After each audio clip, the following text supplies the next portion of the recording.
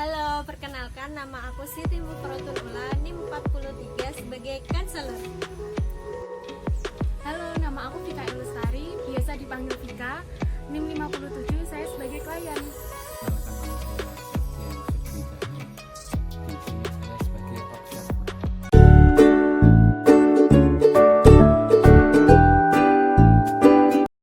Sebelumnya mohon maaf, ini dengan Mbak siapa ya? Perkenalkan, nama saya Vika Elustari, saya seorang mahasiswi semester 4 dari Perguruan Tinggi Negeri di Kudus. Alamat saya Demak, saya dua bersaudara, anak dari kedua orang tua saya perempuan semua. Dan saya tuh anak yang kedua atau yang terakhir, Mbak. Oke. Perkenalkan, nama saya Mufrotul Ula, bisa dipanggil Ibu Ula atau Mbak Ula, terserah Mbak Vika aja manggilnya apa ya. Ya, saya panggil Mbak saja ya. Baik.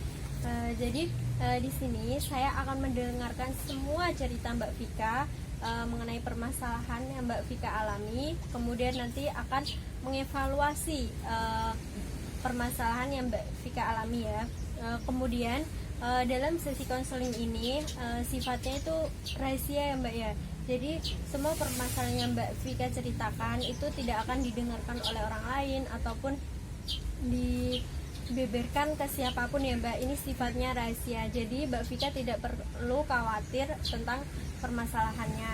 Jadi Mbak Vika bisa menceritakan secara jujur tanpa ada yang ditutup-tutupi. Sudah paham Mbak? Ya, paham Mbak. Baik. Sepertinya Mbak Vika mempunyai banyak pikiran. Ada masalah apa Mbak? Jadi gini Mbak, dari 6 bulan yang lalu tuh saya sering kali mengalami masalah-masalah yang hampir setiap hari tuh ada aja gitu loh Mbak, sehingga membuat saya sangat tertekan, sedih, dan ya saya tuh bingung gitu loh Mbak memikirkan masalah itu. Jadi Mbak Vika merasa sedih, terus merasa tertekan ya Mbak ya? Ya, saya tuh merasa sendiri, gak ada teman, padahal ya ada kok, masih ada orang yang peduli, tetapi saya sendiri yang merasa ketakutan, merasa kesepian gitu Mbak. Iya, terlihat ya Mbak ya, jika dari raut Mbak Vika terlihat punya banyak masalah ya Mbak ya. Jadi masalah yang saya alami itu berkaitan dengan kondisi ekonomi keluarga saya Mbak, dan orang-orang di lingkungan saya yang omongannya tuh membuat saya kurang nyaman gitu Mbak. Jadi kalau boleh tahu masalah ekonomi keluarga Mbak seperti apa, terus omongan orang itu seperti apa, terus juga sama apa ketidakjujuran kakak Mbak itu seperti apa, bisa dijelaskan lebih lanjut Mbak? Jadi gini Mbak, permasalahan ini tuh berawal dari ketidakjujuran kakak saya mengenai hutang piutang yang ia miliki, yang cukup banyak gitu Mbak menurut saya. Apakah kakak Mbak sudah menikah? Ya, kakak saya sudah menikah Mbak. Dia sudah memiliki anak perempuan berusia 5 tahun. Tetapi meskipun sudah menikah, untuk ke biaya hidup sehari-hari itu masih dibantu oleh orang tua saya. Bahkan untuk rumah dan seisinya tuh ya orang tua saya yang memberi. Mbak bisa menjelaskan lebih lanjut permasalahannya? Permasalahan ini tuh berawal dari 6 bulan yang lalu, di mana di desa saya tuh mengalami gagal panen gitu loh Mbak. Pada panen-panen sebelumnya itu hasilnya bisa untuk menutupi modal dan menutupi hutang-hutang orang tua saya pada sebelumnya. Tetapi untuk panen pada 6 bulan yang lalu tuh hasilnya gak sesuai ekspektasi kedua orang tua saya gitu loh Mbak, dimana hasil panen tersebut gak bisa untuk menutupi modal yang telah dikeluarkan oleh orang tua saya, bahkan membuat hutang kedua orang tua saya tuh menjadi bertambah ya banyak gitu Mbak. Sebenarnya hal tersebut tuh bukan suatu masalah yang besar bagi saya Mbak, karena ya saya memaklumi, namanya juga petani, pasti ada naik turunnya. Di sini yang membuat saya tertekan, membuat atau memperkeruh suasana atau keadaan tuh ya tadi ketidakjujuran dari kakak saya mengenai hutang yang dimilikinya. Orang tua saya tuh cukup terkejut Mbak, karena ya sebelumnya tuh kehidupan kakak saya tuh ya terbilang cukup lah Mbak, apalagi dia baru memiliki 1 anak, dan untuk kebutuhan sehari-hari masih orang tua saya yang membantu gitu. Jadi orang tua saya tuh kaget kenapa dia sampai memiliki hutang yang cukup banyak. Ditambah lagi dengan ya itu tadi, orang-orang di lingkungan saya tuh omongannya tuh membuat saya gak nyaman mbak, karena mereka tuh sering mengomongkan aib keluarga saya, hutang kakak saya dan orang tua saya gitu. Saya tuh bingung mbak, kenapa mereka sampai bisa gitu, padahal mereka tuh ya masih saudara dengan saya. Setiap hal yang dilakukan oleh keluarga saya tuh tampak salah sih di mata mereka gitu. Saya bingung harus bagaimana gitu. Kita tuh juga memiliki hutang gitu loh mbak, kenapa harus mengomongkan aib orang lain. Ditambah lagi dengan penyakit bapak saya yang sering kambuh dan melihat kondisi ibu saya yang membuat saya sangat sedih, karena mungkin beliau cukup tertekan ya mbak dengan masalah yang dia alami selama ini. Jadi tuh membuat berat badan beliau tuh turun cukup drastis gitu loh mbak, cukup kelihatan gitu penurunan berat badannya. Apalagi bapak saya tuh gampang emosi mbak, jadi ibu saya tuh harus menghadapi itu semua gitu mbak. Saya gak tega melihat ibu saya bingung saya harus berbuat apa, saya tuh bisa membantu apa gitu. Jadi kesimpulan permasalahan mbak yang alami yaitu mengenai perekonomian keluarga ya mbak ya, tadi yang gagal panen, terus kemudian juga ketidakjujuran kakak mbak mengenai utangnya yang cukup besar ya mbak ya, jadi membuat beban pikiran orang tua mbak. Terus kemudian juga ada omongan-omongan tetangga yang suka ya seperti itulah, tetangga pasti kayak gitu ya mbak ya. Jadi jika saya di posisi mbak seperti ini, saya juga akan merasa sedih, terus bingung, kecewa ya mbak ya. Mungkin di sini Mbak bisa meringankan beban dari kedua orang tua Mbak, yaitu salah satunya dengan cara mencari kerja, misalnya mencari kerja part time kayak gitu ya Mbak ya. Jadi nanti kan ada penghasilannya yang bisa untuk membantu atau meringankan perekonomian keluarga Mbak seperti itu Mbak.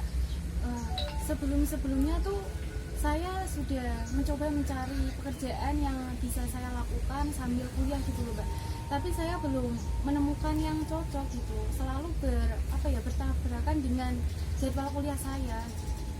Kalau boleh tahu mbaknya pengen kerja apa? Untuk pekerjaan apa sebenarnya saya tuh terserah mbak, yang penting halal dan ya itu tadi bisa saya lakukan sambil kuliah gitu mbak, jadwalnya tuh gak bertabrakan dengan kuliah saya gitu. Kebetulan kemarin saya mendapatkan info dari teman saya jika ada lowongan pekerjaan mbak, barangkali mbaknya berminat. Boleh mbak. Baik, nanti bisa saya infokan kembali ya mbak ya jika pekerjaan itu masih dan cocok untuk mbaknya. Ya, mbak. Mbak harus tetap kuat, semangat ya, karena setiap orang itu pasti memiliki masalah mbak.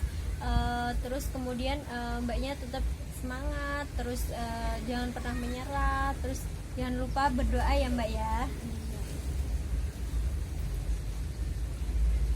Saya rasa pertemuan sesi konseling kali ini sudah cukup ya mbak. Jika mbak ingin bertanya atau ada permasalahan lagi, mbaknya bisa menghubungi saya lagi kapanpun itu ya mbak ya. Ya, mbak. Ngerti? Sudah paham mbak? Terima kasih ya mbak ya. Kok ya sudah, kok kayak guyon ya? Ya sudah mbak. Ya sudah paham mbak. Iya. Terima kasih ya mbak ya. Kok salaman kayak bodoh. Padahal mereka pun juga memiliki hutang gitu loh mbak, kenapa harus mengomongkan aib orang lain. Ditambah lagi dengan penyakit bapak saya yang sering kambuh dan melihat kondisi ibu saya yang membuat saya sangat sedih, karena mungkin beliau cukup tertekan ya mbak dengan masalah yang dia alami selama ini. Jadi tuh membuat berat badan beliau tuh turun cukup drastis gitu loh mbak, cukup kelihatan gitu penurunan berat badannya. Apalagi bapak saya tuh gampang emosi mbak, jadi ibu saya tuh harus menghadapi itu semua gitu Mbak. Saya gak tega melihat ibu saya bingung. Jadi kesimpulan permasalahan Mbak yang alami yaitu mengenai perekonomian keluarga ya Mbak ya. Tadi yang gagal panen, terus kemudian juga ketidakjujuran kakak Mbak mengenai utangnya yang cukup besar ya Mbak ya. Jadi membuat beban pikiran orang tua Mbak. Terus kemudian juga ada omongan-omongan tetangga yang suka ya seperti itulah, tetangga pasti kayak gitu ya Mbak ya. Jadi jika saya di posisi seperti Mbak yang saat ini, jadi saya juga akan pasti merasa sedih, kecewa, terus bingung mau ngapain kayak gitu ya Mbak ya. Jadi mungkin di sini Mbak bisa meringankan beban dari kedua orang tua Mbak, yaitu salah satunya dengan cara mencari kerja, misalnya mencari kerja part time kayak gitu ya Mbak ya. Jadi nanti kan ada penghasilannya yang bisa untuk membantu atau meringankan perekonomian keluarga Mbak gitu Mbak. Sebelumnya tuh saya sudah mencoba mencari pekerjaan yang bisa saya lakukan sambil kuliah gitu loh Mbak. Tapi saya belum menemukan yang cocok gitu. Selalu bertabrakan dengan jadwal kuliah saya. Kalau boleh tahu Mbaknya pengen kerja apa? Untuk pekerjaan apa sebenarnya saya tuh terserah Mbak, yang penting halal dan ya itu tadi bisa saya lakukan sambil kuliah gitu Mbak. Jadwalnya tuh gak bertabrakan dengan kuliah saya. Kebetulan kemarin saya mendapatkan info dari teman saya jika ada lowongan pekerjaan Mbak, barangkali Mbaknya berminat. Boleh Mbak. Baik, nanti bisa saya infokan kembali ya Mbak ya jika pekerjaan itu masih dan cocok untuk Mbaknya. Ya, Mbak. Harus tetap kuat, semangat ya, karena setiap orang itu pasti memiliki masalah Mbak. Terus kemudian Mbaknya tetap semangat, terus jangan pernah menyerah, terus jangan lupa berdoa ya Mbak ya. Saya rasa pertemuan sesi konseling kali ini sudah cukup ya Mbak. Jika Mbak ingin bertanya atau ada permasalahan lagi, Mbaknya bisa menghubungi saya lagi kapanpun itu ya Mbak ya. Ya, Mbak. Ngerti? Sudah paham? Ya sudah paham Mbak. Ya. Terima kasih ya Mbak ya. Baik, langsung saja. Dari observasi yang telah saya lakukan, di sini klien seorang perempuan yang berumur 20 tahun. Klien ini mahasiswa di perguruan tinggi negeri Kudus. Ia anak terakhir dari 2 bersaudara dan proses konseling dilakukan pada hari Rabu tanggal 19 Mei 2021 di rumah konselor. Pada sesi konseling, klien menyampaikan masalahnya terkait masalah ekonomi, di mana keadaan ekonomi dari keluarga klien ini mengalami penurunan dikarenakan gagal panen yang terjadi di desanya. Pada kondisi tersebut, klien masih bisa memaklumi. Di sini yang membuat klien merasa sedih dan tertekan yaitu ketidakjujuran dari kakak perempuannya mengenai hutang yang dimilikinya. Orang tua dari klien ini tidak mengetahui jika kakak dari klien memiliki hutang, sehingga membuat orang tua klien cukup terkejut dan membuat penyakit dari ayah klien ini sering kambuh.